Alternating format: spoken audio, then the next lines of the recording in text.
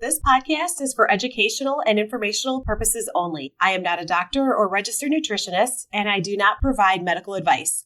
You are advised to do your own research and make decisions in partnership with your healthcare provider. If you're pregnant, nursing, have a medical condition, or are taking any medication, please consult your physician and do not go off any medication without consulting with your healthcare provider. Nothing in this podcast should be relied upon to determine dietary changes, a medical diagnosis, or course of treatment.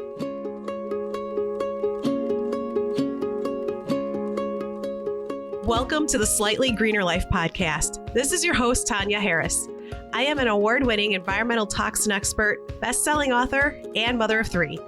I created this podcast as a place to help busy moms ditch the overwhelm and start living a low-toxin life. Now, let's get into this week's episode.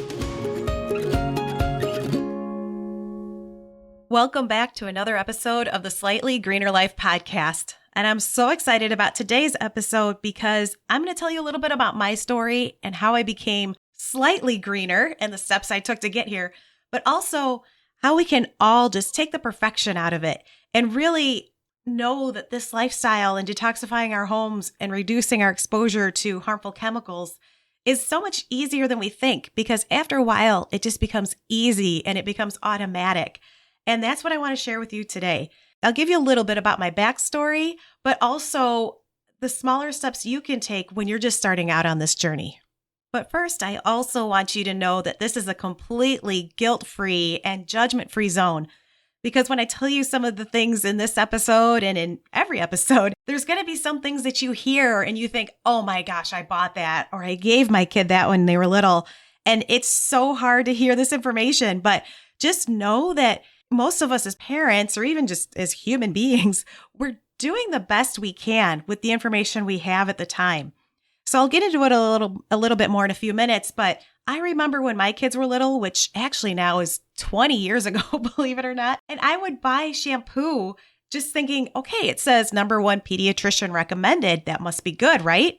Just to find out later that there were hidden toxins in there that I didn't even know about, including formaldehyde releasers.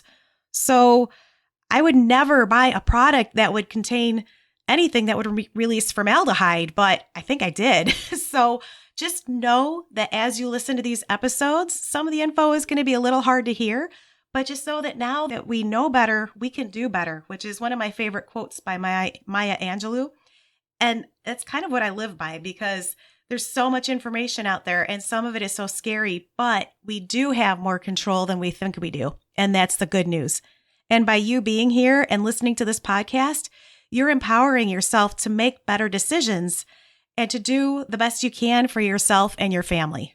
I didn't become a toxin expert by growing up super health conscious or being the perfect mom when my kids were little. Like most people, I kind of fell into it accidentally.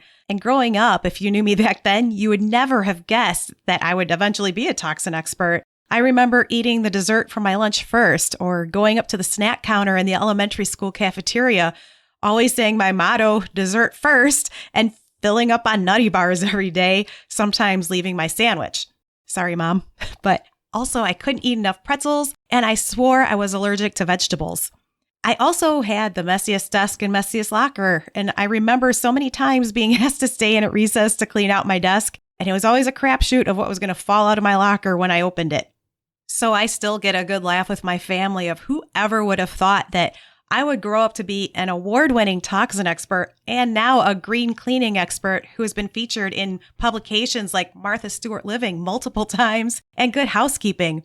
So I'm saying all of this because it's not about perfection, and I didn't grow up with a perfection mindset, and I never wondered if my shampoo was safe. We didn't have this information back then, and we probably didn't have some of the chemicals that are used today. And who wouldn't believe that #1 pediatrician or dermatologist recommended doesn't mean anything? We just didn't have the info. And again, I can remember when my own kids were babies and I would pick up shampoo and baby lotion based off of that term on the label. If it was formulated for a baby, it had to be safe, right? But sometimes that couldn't be further from the truth. Most of the terms on labels aren't regulated and they really don't mean anything.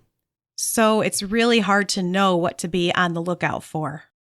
Like most people, I wanted to have a safer home. And as a parent, especially for my kids, And I really thought I was doing that. I was doing my best back then. But like many people, it took a health problem to make me realize that I had to do something different. And it all started back in 2006 when my son was in second grade and showing signs of ADHD. So you may have heard this story before, but what happened is I got a call from his second grade teacher to come in and talking about testing because he was showing signs of attention issues. And while I had definitely seen the signs at home, I wasn't ready to hear these words yet. So, as you know too, probably from the intro, I'm also a childhood cancer survivor, and I was diagnosed just a couple weeks before my 7th birthday. And I went through 3 years of chemo from 1st to 4th grade, and then I was in remission when I was 16, and then I was seen at the oncologist until I was 21. So it was most of my childhood. And a lot of that time, I remember hearing, be careful what you eat and eat a lot of fruits and vegetables, which you now know I was not a fan of. So who knew I would also go on to become board certified in holistic nutrition? Definitely not me. So all of that was really in the back of my mind at that point when I was in that classroom. And I just asked for a little more time so that I could go home and research and see if maybe there was something in our diet or maybe in our home that was possibly contributing to his symptoms. Just thinking back to all of the stuff I was told as I was growing up. So I did a bunch of research online and in books, and I am a fast reader. I do love to do research. But it was a little bit harder back then in 2006. It wasn't as readily available. But what I did find was that 2 ingredients especially were very linked to hyperactivity. So I removed just 2 ingredients from his diet, which were sodium benzoate and artificial colors. And when I went back to have a follow-up meeting with his teacher a few weeks later, she said they no longer saw the need to test him. And I couldn't believe it. So I always like to say, too, we definitely did not cure him, but we did lessen the symptoms enough so that he could concentrate better in school.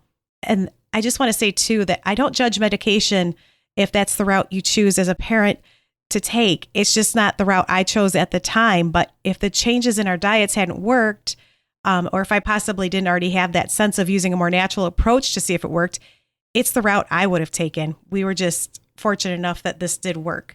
So I just want to say that too, real quick. No judgment here. This is really one of those times where I believe I had my childhood cancer for a reason. And a lot of that is because I was able to help my own kids through some of their health issues, which has really gone on to help me help so many more families, which I have just been so honored to be a part of. And then, of course, because I do love to do research, I researched some more. I was hooked on this natural approach. And when I was digging into toxins and the health effects they're linked to, the more shocked and angry I became, because it's not just what we eat that can affect us, like I thought it was.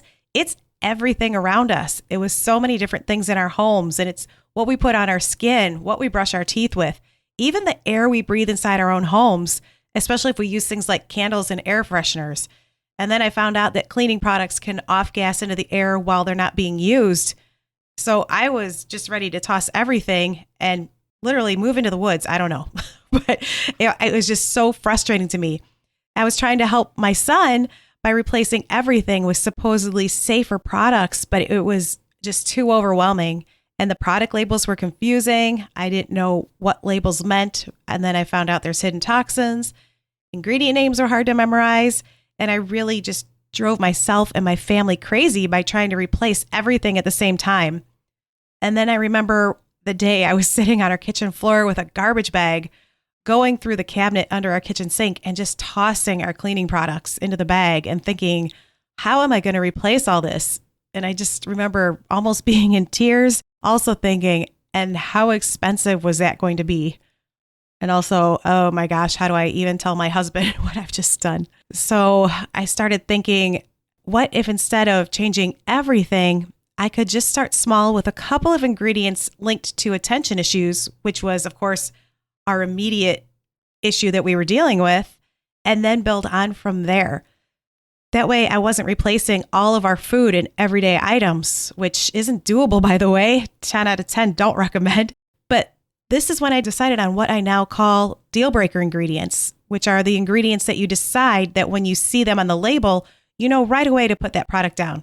There's so much less to memorize if you just do 1 or 2 at a time.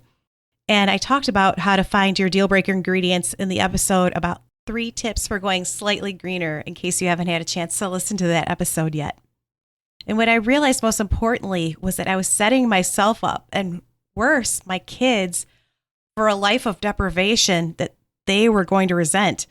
And so was I, because honestly, if you tell me I can't have Milk Duds ever again, of course I'm going to rebel against that and just think, oh, you know what? It's all or nothing, because sometimes, unfortunately, that's how I think. And why do this at all? And if so many things are bad for us, why even try? So when I decided to just take those small steps and realize that every small step I'm taking is having a big impact on our health, the easier it became.